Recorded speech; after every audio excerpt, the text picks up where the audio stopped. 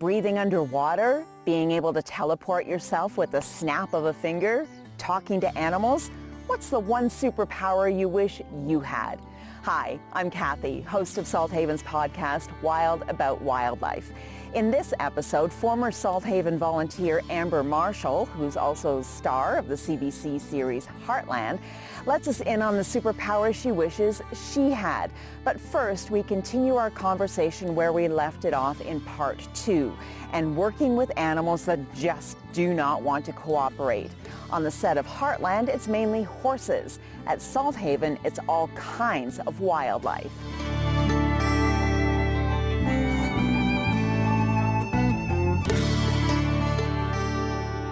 Brian, let's bring you in here for a little bit. And, Amber was talking about how animals, when they're not being cooperative, how that is managed. How does that work at Salthaven? Very different setting, obviously, but how does that work at Salthaven when you're trying to administer some antibiotics to a particular patient and they just don't want to take them, for example?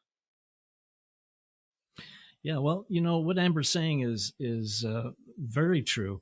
There needs to be two-way communication with the animals, and you need to give them a chance to say, no, I don't want to do that. And as Amber says, if you don't honor that, somebody's going to get hurt. But it's the same thing when we're dealing with wildlife. They have the same different standards, but they have the same needs and to be recognized. And as Amber had mentioned earlier, their body language is so subtle. A starling might blink his eye and the whole flock takes off type of thing, and we have to be sensitive to those, to that communication that they're giving us. And it's a language that the onus is on us. We have to learn that because they may not learn our language too much or very well.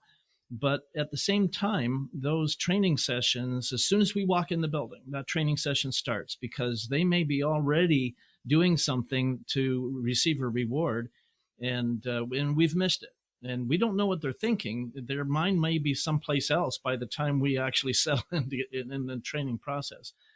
But it's really important that we don't try to give them human qualities, especially in the rehabilitation process, because if they leave Salthaven, they may be physically well, but if mentally they're attuned to the human precepts, then we have failed in our efforts to rehabilitate them and get them back into their natural environment. So what Amber's saying here is so important in the understanding of the animal and watching its body language and being attuned to that language in a way that you're going to be able to work effectively with them. The more tuned in you are to them, the more effective that session is going to be. And I'm sure Amber has seen that in the production with Heartland as well. It's funny that you say that, Brian, because that's one thing I always say is that humans think we're so smart, but yet we don't learn the language of the animals. We expect them to learn our language. It's like, oh, your dog doesn't sit when you tell it to. Like, your dog's dumb. It's like, okay, wait a minute here. We're missing the bigger picture. Can you understand when your dog needs to go out or is hungry or is injured or, all these little things that we as the intelligent species should just be able to recognize. But so many times we don't even pay attention to that because we don't think that it's necessary or we think that we're above that. And that's one thing that always kind of drives me nuts about some humans. It's like, no, you need to really watch and understand to be able to learn the communication of the animals around you. You can't just put all your beliefs and what you think onto your animal, expecting that you're going to have a good outcome. And that's one thing that I spend a lot of time doing is my meditation, so to speak. I don't ever do a formal type of meditation, but the more I look at it, it kind of is my own form of meditation. But I go out at the end of a day and I sit on the fence and I just am a quiet observer. I watch the horses interact with one another. I watch the dogs interact with one another. I watch the cattle interact with one another. And then I watch them all mingle together too and see how that works. Because it's really interesting to me because a lot of times my horses, my cows, my chickens, my dogs, my cats are all in the same space together. And it's always interesting to see how the different dynamics shape and form and change, and who's the boss and who's not the boss. And once you understand that, it allows you to be able to communicate a lot better. Because when I know who the boss of my horse herd is, all I have to do is get him on my side, and then everybody else is on my side, right? Whereas if you go straight to the weakest horse in the herd, nobody else takes you seriously because you've just buddied up with the bottom of the pecking order. So it's interesting to me how that translates into humans as well, because we're very much the same. We have all the same ways that we understand structure and that herd or pack mentality. Humans do it too. We just don't necessarily realize that we are doing it. And so it gives you better techniques to navigate through life with humans, I guess, as well, because when Absolutely. you understand how those animals interact and the different structure that they have, then it allows you to help communicate with them in their language as well, which is really what it comes down to. So would that Yeah. be your number one tip? Because a lot of people who will be listening or watching to this will have pets at home. So would observation be your number one tip to try and be able to speak whatever your cat or dog or hamster or guinea pig is trying to tell you? 100%. But I would go further and say observation out of the household. Because a lot of times we have given our animals characteristics or even anxieties that we didn't even know came from us. But it's little things that we do, like one thing people always say when they come to my house, they're like, all of your animals are so relaxed. They're so calm. They're so, and I have a border collie. I have high energy breeds, but it's how and where you place your energy with your animals that creates their way of living. And a lot of times we come home and our dogs have been in the house all day waiting for us, and what's the first thing we do? We go, oh, I'm so excited to see you. I missed you so much. I love you. I love you. I love you. Now my dogs just both got up and went, what's going on? But we, without knowing it, we are actually putting anxiety into our dogs, because now our dogs go, what the heck just happened? Every time mom comes home, there's this burst of energy, and I have to meet that. I have to match that. And so they don't know, they really don't understand. And so now when you leave the house, they're sitting there all day waiting for that explosion.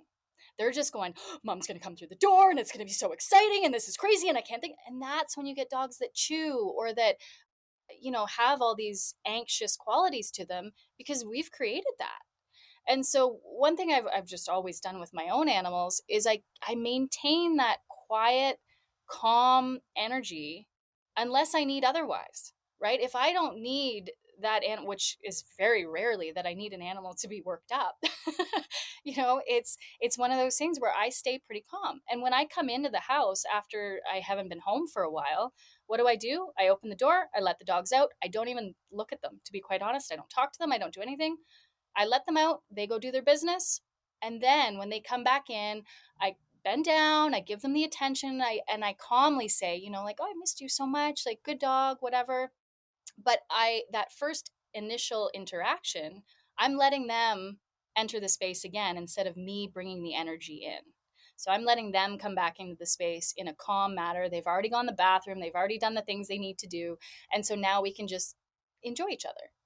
And there are times when I go outside and I get the dogs riled up and I throw a toy. I'm like, go get him, run around, run around. And they love it. And they do laps around the house and they're really into it.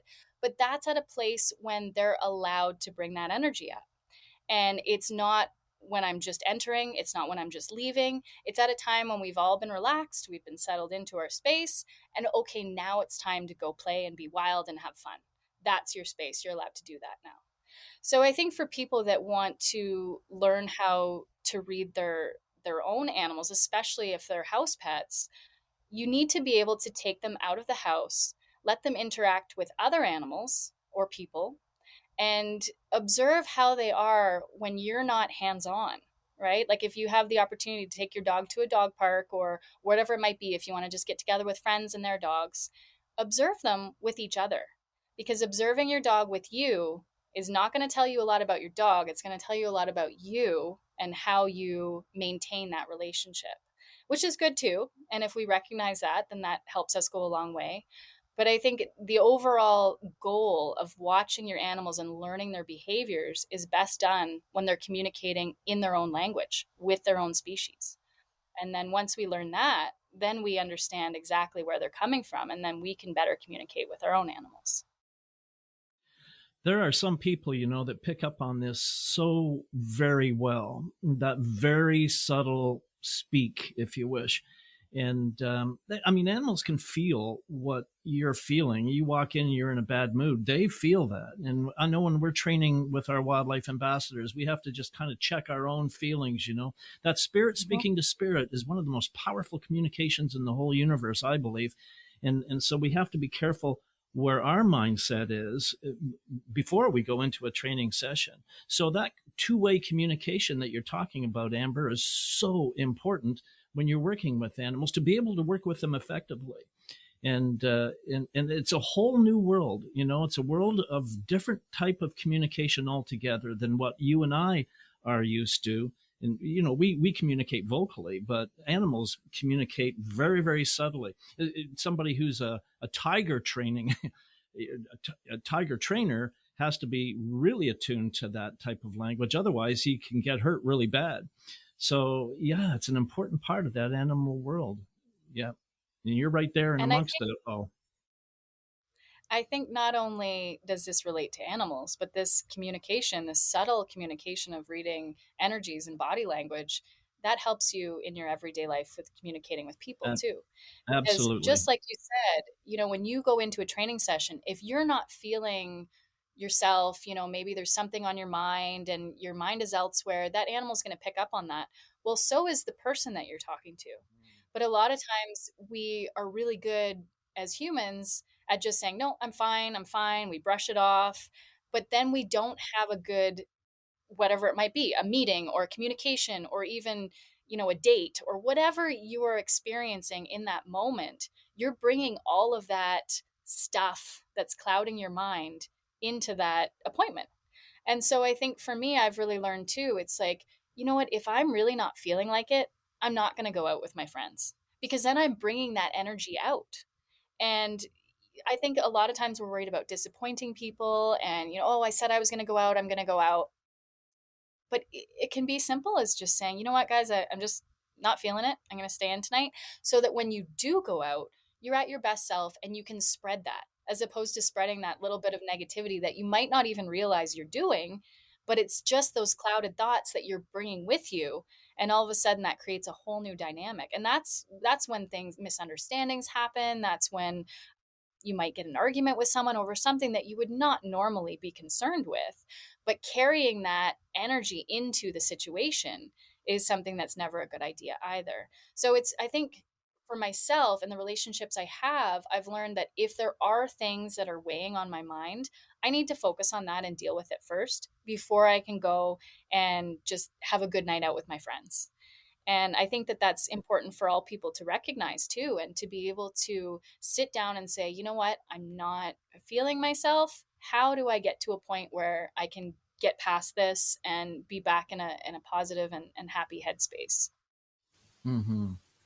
Some Yeah, and really if I good could just life add to lessons that there. too, I was just going to say, if I could add to that, it's really important that we're able to let ourselves be normal and natural in that way, because sometimes we have a tendency to try to hide all of that. And when it comes to working with animals, especially as it is with people, it's really important that we're checking how we feel before we try to relate to others. Yeah, it's an important point. It's a good one. And a lot of times my meditation or the way that I can get over certain insecurities or negative energies that I have in my body is through animals. So that's kind of what I've learned over the years too, is if I've had a really stressful day, maybe things weren't going the way they were supposed to on set and everybody was anxious, I come home, I'm bringing that anxious energy home with me. I know which of my animals I can rely on to help bring me out of that. And I'm not going to go and try to train a young colt that doesn't know me with that energy, but I'm going to go to one of my older horses that's been around me forever. And I'm just going to go hang out with him and he'll know, he'll be like, oh, she's not herself.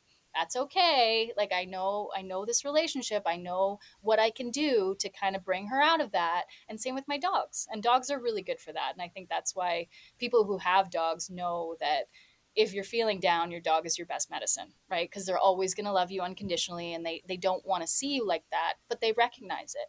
So a lot of times if I come home, I've had a stressful day, I get on my horse, I take my dog, and we just go by ourselves. Like, that's one of my favorite things to do, is just go ride. And I feel with every stride my horse takes, I just, that pressure is just dissipated, right? It's almost like you're covering that ground and you're leaving all of your worries behind. And I think for people that don't have the opportunity to be around animals, try to find something in your life that can give you that release, give you that feeling. And some people find it through exercise, just get out and go for a big long walk, or go play a sport, or go to the gym, or whatever it might be for you. Find that, and don't set it as something that can wait, right? Like, when you're feeling stressed, and don't let it build up. You need to find that thing for you. And sometimes if it is with animals, and a lot of people say, I wish I had animals in my life, I just don't have the time, or I can't afford them, whatever it might be. But there's ways you can be around animals without having to have the financials or the time. You just need to make the time, right? And that could be volunteering at a wildlife center, or at an animal shelter, or just going in and finding that release, and being able to be around animals is some of the most calming experience you can have in life, I think. And Mm-hmm. if it's not that for you, then find what it is. If it's exercise, if it's sports, if it's being with people that you love, that you can just talk it through. I think everybody needs to find that for themselves and recognize it, so that it doesn't build up and it doesn't turn into this spiral of something that then becomes unmanageable. Yeah, I think you were talking about how dogs can provide that respite. And I know cats often get a Hmm. bad rap in that way. Oh, they're so independent. They determine when they're going to give love and, cuddle and all of that. My cat, I don't know if maybe she was a dog in a previous life or something like that, but she can tell when I'm in a very horrible mood. She sticks so close and will come and cuddle extra, and just, yeah, she taps into the energy, like you're saying, that I'm putting out.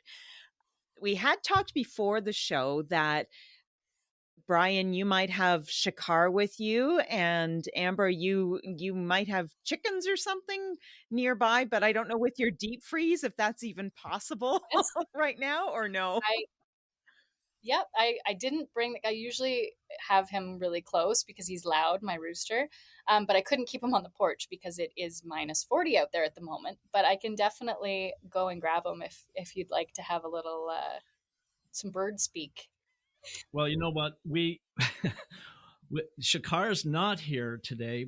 We have 60 to 70 kilometer an hour winds here at Salthaven. So Shakar loves wind when he's flying, but when it's just blowing when he's on the fist, he doesn't like it too much. But one thing I was going to say to you, Amber, is that we were hoping to surprise you today with the presence of Mr. Campbell, one of your teachers that I know that you really Yes. admire. And he's in Yeah. Florida, as it turns out. So Oh, he wasn't able to be here, but he did send his regards and said, make sure you give Amber a virtual hug for me. And his son, Nathan, now volunteers at Salthaven as well. And I think the first time I met Nathan, he was about 5 years old. So I'm feeling really old because of him. But it's, well, yeah, well, you and me both, because I remember when I was in grade 11 in Mr. Campbell's class, and same thing. I think Nathan was just born, and yeah.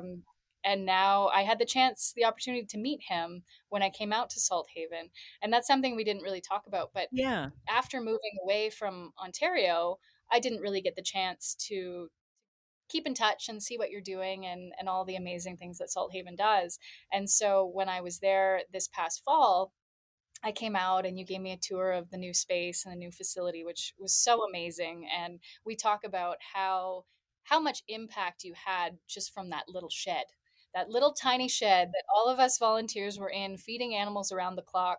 And now to look at the facility, I'm really proud of you and everything that you've done. And it's such a remarkable community and group of people. And I'm really glad I was able to come out and spend some time there and understand just what goes on in something that's a little bigger than a 10 by 15 shed, and to see how everybody has their roles and what they're doing. And it was really inspiring for me to see. We kind of kept your visit a bit of a secret so that we didn't have volunteers climbing over themselves to to get autographs. And some of them, after you had left, were angry with me. Amber Marshall was here and you didn't tell us. Well, next time I'm in town, I will come Yeah. out and you can let them know that I'm going to be there. And we'll do a big group picture and something like that, because I would like to Yeah. come and visit. They would That love would be that. awesome.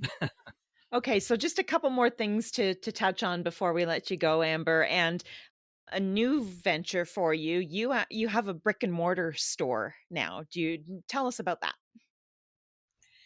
Something that I think is a little bit of a toxic trait of mine is I cannot be bored. I cannot not be busy. And I say that because sometimes I take on a little more than I can chew, and I say, oh, shoot, why did I do that? Sometimes it would be nice just to have some downtime. But I've always loved real estate. And one thing I've done on the side to balance out my acting time, because usually when I'm on Heartland, it's 4 to 6 months, depending on how many episodes we do. So that gives me a good chunk of time that I'm not filming. And typically I'm consumed with my animals, and I definitely find ways to keep busy. But I've always enjoyed buying and selling homes and renting them out and kind of doing the landlord thing on the off season. And so I found this building that I just loved. It had so much charm. It's this cute little house downtown Turner Valley, and I decided, you know what, I'm going to buy that and renovate it because it needed some TLC. It was in pretty rough shape, and so that was my winter project. I took it on. I completely gutted it, and with the help of some good friends, we were able to totally transform the space. And as I'm in there transforming the space, I started falling in love with it.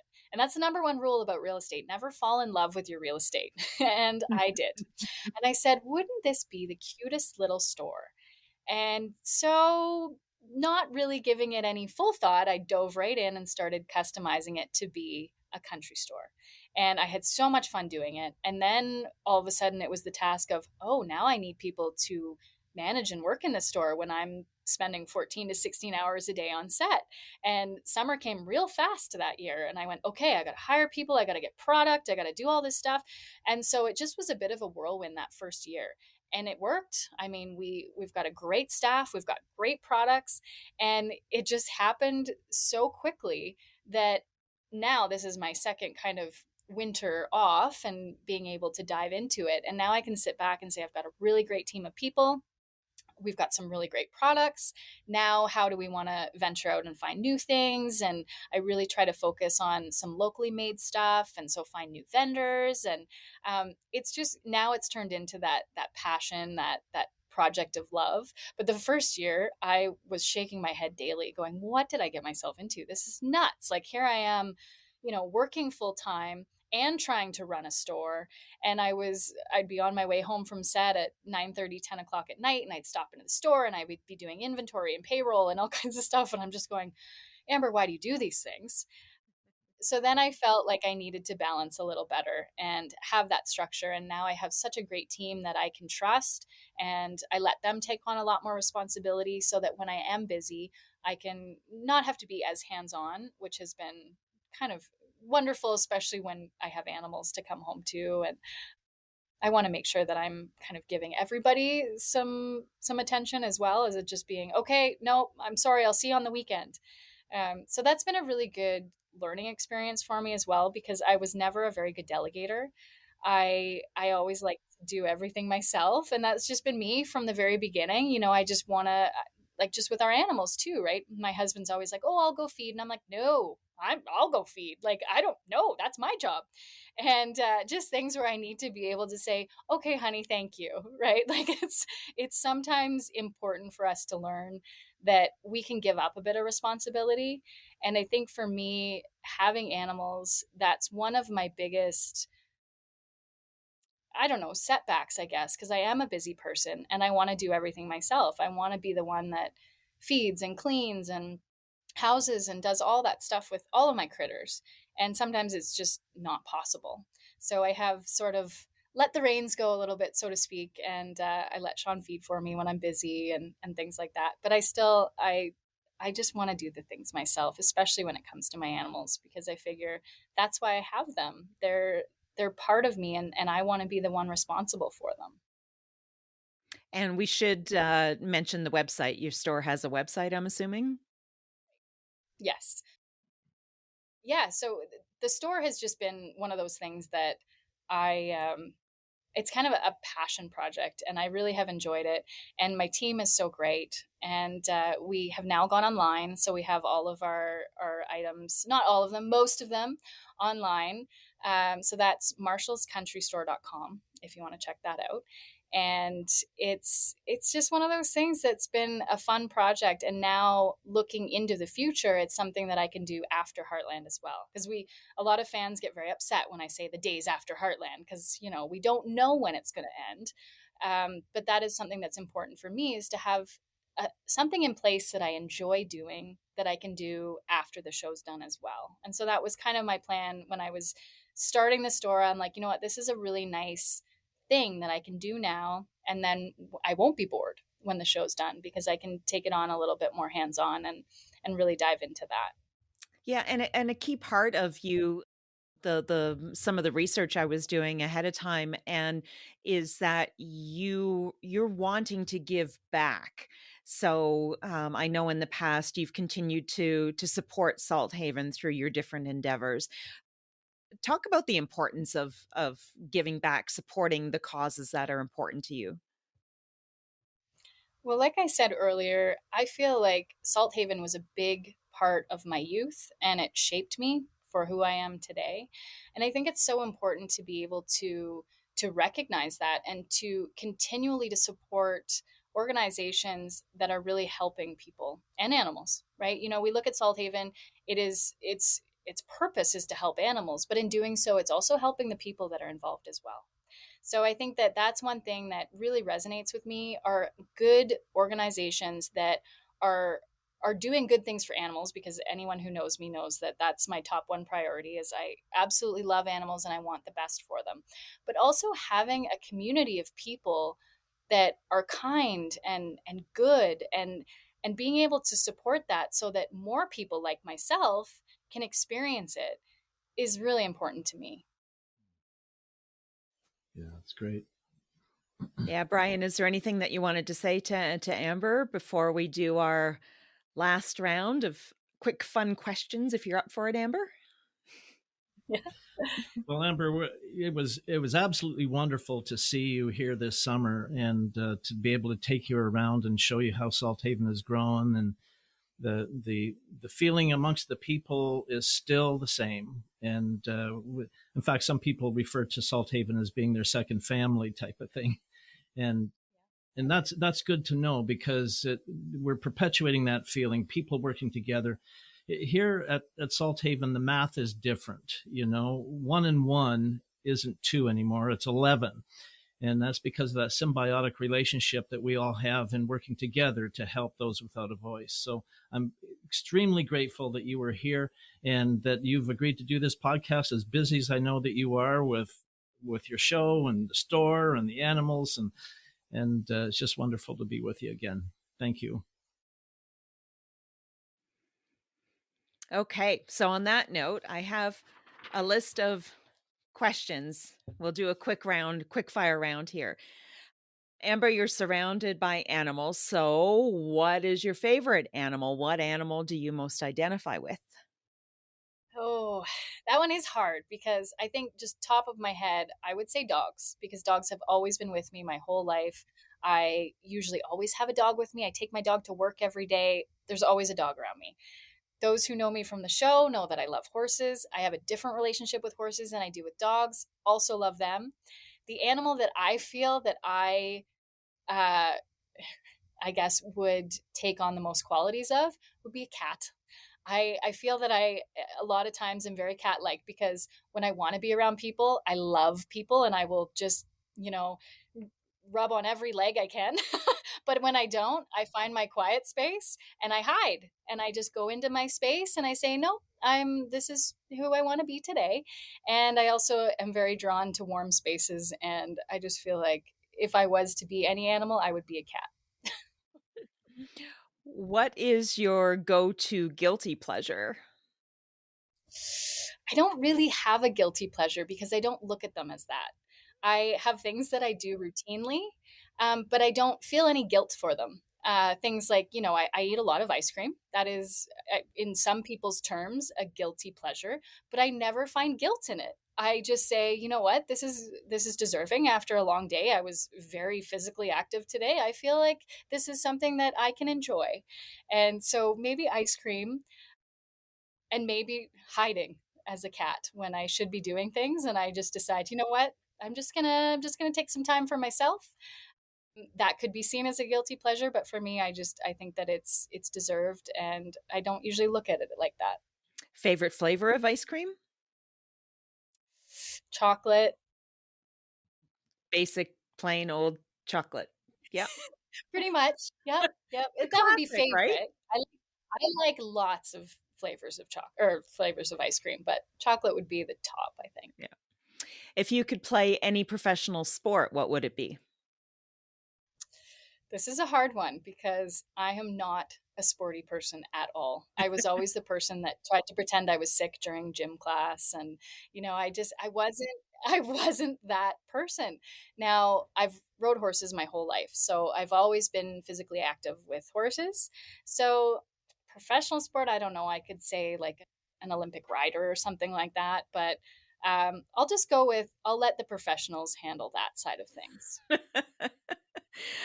We can probably guess the answer to this next question, but if you could do anything besides acting, what would it be?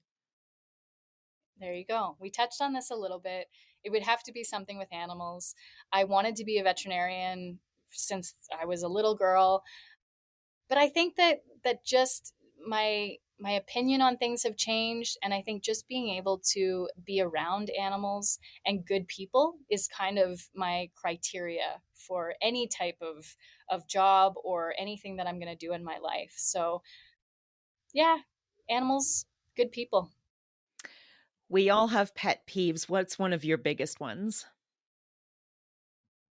It's funny because we did touch on this a little bit, but it's people that give their animals human characteristics and feel like they're doing what's best for the animal without really understanding what's best for the animal. So I think that that's the biggest thing where I'm like, no, if you want to love animals, you need to understand animals. And a lot of people just don't want to put in the time, or they feel like they already know better. So that would probably be my pet peeve. So we would never see like ant or reindeer antlers on your dog? No, no, that's happened for sure. That's okay. But that doesn't fall into that category. I think it's more on an emotional level.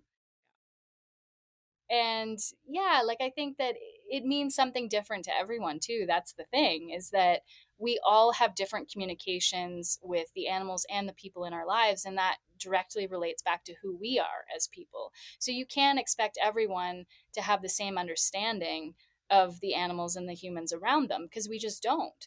But my pet peeve would be the people that just don't care to, or don't think it's necessary to understand where their animals are coming from because they believe they already know. And last question, if you could have a superpower, what would it be?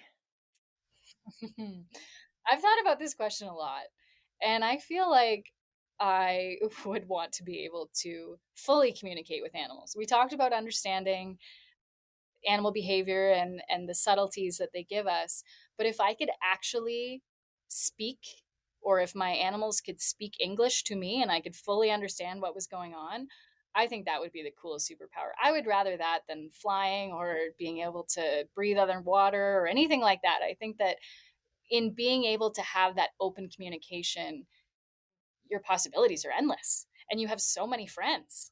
I just think that would be really cool. The gift of Awesome. tongues, so to speak. Yes. Yes. One more thing too, we should mention, so Heartland, it's on CBC. Where can people catch it? Or if they need to binge watch a whole bunch of seasons, where's the best place to find it? So we wrapped up filming season 17 back in the fall, and it has fully aired on CBC. But if you want to catch up on that season or all previous seasons, you can find it on CBC's GEM app. So you just download the app and you can view all of the seasons for free. And then, or you can pay and not have commercials, which is also a great thing. Perfect. Well, on that note, thank you so much for joining us today, Amber and Brian.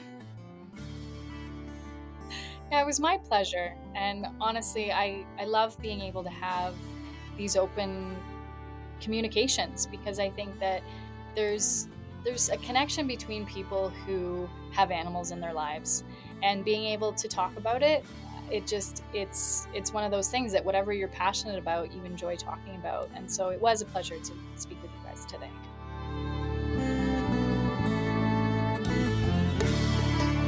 And that wraps up our conversation with former Salthaven volunteer Amber Marshall. Thank you so much for tuning in. Your support means a lot. If you haven't already subscribed to Wild About Wildlife, I encourage you to do so. We have some really interesting conversations coming up, including one where I speak with a researcher who is using artificial intelligence to study beavers. You won't want to miss that episode. You can find Wild About Wildlife on Apple, Spotify, and YouTube Music.